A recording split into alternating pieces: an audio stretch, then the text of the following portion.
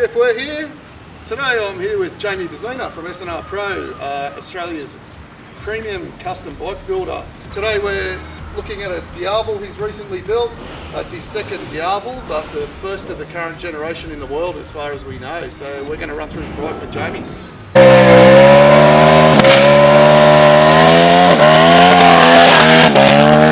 Jamie Bazzina here is the owner of S&R Pro, and he's probably one of our most talented engineers and tuners over here. He specialises in turbo systems, and this is his most recent creation for a customer, a turbocharged Diavel. It's the second one he's done, but we think it's the first one in the world of the current model, which I think it is. Is that right, Jamie? As far as I know, it is. Yeah. So, I mean, you might think, why would you turbocharge a Diavel? Well, the guy that owns it's a huge guy for a start. He's as big as the Hulk, but you know, why not? Some people want more, and once you've ridden a big turbocharged motorbike, you'll understand it. They are unbelievably good fun. I mean, I've ridden MotoGP bikes, you know, 500 Grand Prix bikes, World Superbikes, and you know, you get the same buzz out of a turbo bike, if not more. So Jamie, tell us a bit about this one. What kind of turbo system have you had to build on this? Obviously it's all customised, and it was one of the bigger jobs you've done, you were saying earlier. Pretty much a turbo is it's an IHI. It's a custom turbo, which is I think it's a TD, roughly about a TD06, which is basically based on a Mitsubishi sort of turbo, with a smaller exhaust housing. I won't get too much into the obviously size. This is off the turbo. It's taken us a while to do that. It's got a full billet intake wheel as well. The turbo's rated at about 470 to 500 horsepower. Obviously we're not trying to achieve that, but it runs fairly low boost at around 3.5, 4 PSI. It's making just from 224 horsepower on pump gas. We can wind it up if we switch to a better quality fuel, but I know that's more than adequate for the streets. In terms of reliability, a turbo motorcycle like this, what could you expect as an owner of something like this? From all the bikes and every vehicle I've done, you find with most turbocharging things, because you're not revving the hell out of them and get them actually produce power, they just last generally longer, you know, you're not. Yeah. Like I've, quick example, I've done some turbo high boosters that have got well over 140,000 Ks now, and they were done from pretty much dot 2,000 Ks on. Wow, Yeah. that's amazing. You just got well set up, well tuned turbo conversion. It's a bit of a myth that they blow up. That's mainly the people that go and buy a kit, try and do it on the cheap themselves, and you know, half the time don't get the tuning right. Yes, true. The turbo kit is the easy part to make, and that's what everyone's got to realise. Anyone can make a turbo kit, no matter how, excuse the French, shitty it looks, it'll work.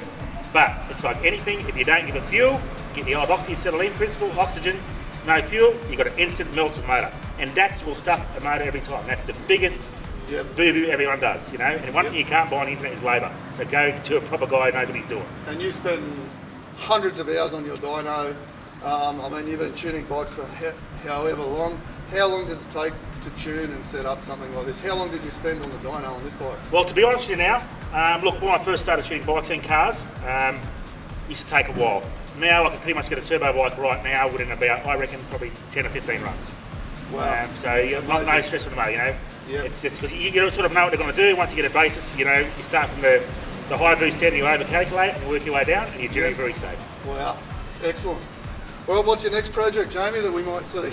I've actually just purchased a little weird one. I've gone from a big bike to actually just purchased a little Honda Grom 125, which I'm going to put a 188cc kit, twin cam head, and turbocharge that little thing. So turbo it? Yeah. All right, there you go, people. Your next feature from me will be a turbocharged Honda Grom, and that should be a bit of fun.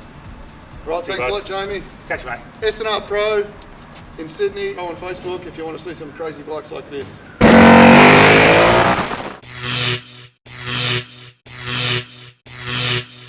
Is there anything more fun on this planet? Well, I'll tell you, after the rolling burnouts I've just done on this gentleman's bike today, there's not much more fun, and I'll be having a cold beer when I get home, that's for sure. So this bike belongs to Blake. As you can see, he's a big fella, and he needs a turbocharged Diavel. Blake, when did you buy the bike? I bought it brand new from Fraser's, August 2015. So it's a nearly 2 years. 2015 model? That's correct. And do you want to quickly run us through the turbo? What type of turbo is this? Yeah, it's GT35 82R ball bearing turbo. Yep. It's got a teal external wastegate and blow-off valve. Yep. And a 3-inch dump pipe. And the gate goes back into the top pipe from the turbo. And it was all done by Jamie Gazina at S&R Pro. Yeah, that's with right. parts you sourced. Yep. You and Jamie from all over the Jamie and I place? sourced that. Yep. Parts from Australia, from the US, and whatnot. Runs a Microtech computer and also Yep. has a Bazaz plug and play ECU as well. So how much horsepower at the rear wheel at the moment? It's running around 3 pounds of boost, 4 pounds is it? 3.6 pounds. 3.6 pounds. 225 at the wheel. 225 at the wheel and Huge about amounts of 950,000 foot-pounds of torque. Yeah, 280 newton meters at the wheel. which 280 newton meters. is roughly at the wheel. 2.5 times standard Diavel. There you go, torque. 2.5 times the standard Diavel torque for 2.5 times the standard size guy. I turned the traction control off and got rid of some of that rubber for you, mate, so you can get a nice new tyre. You did well.